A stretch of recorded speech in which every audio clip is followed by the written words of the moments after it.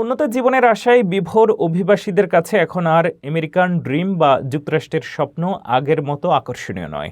Trump প্রশাসনের কঠোর অভিবাসন নীতির কারণে স্বপ্নভঙ্গ হচ্ছে হাজার হাজার মানুষের। মেক্সিকোর দক্ষিণাঞ্চলীয় শহর তাপাচুলা থেকে মঙ্গলবার পায়ে হেঁটে রওনা দিয়েছে শত শত অভিবাসীর একটি বিশাল কাফেলা। এই কাফেলার অধিকাংশ অভিবাসী হাইতি থেকে আসা। তারা জানিয়েছেন, ট্রাম্পের কঠোর বিধিনিষেধের কারণে এখন যুক্তরাষ্ট্রে আশ্রয় পাওয়া প্রায় অসম্ভব।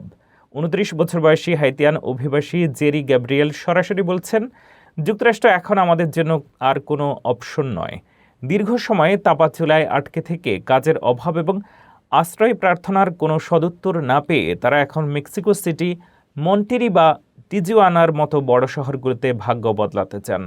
মেক্সিকোর বর্তমান প্রেসিডেন্ট ক্লদিয়া শেনবাম ক্ষমতায় আসার পর থেকে এখন পর্যন্ত 18টি এমন কাফেলা তাপাচুলা ছেড়েছে, তবে কোনোটিই দক্ষিণাঞ্চলীয় ওক্সাকা রাজ্য পার হতে পারেনি।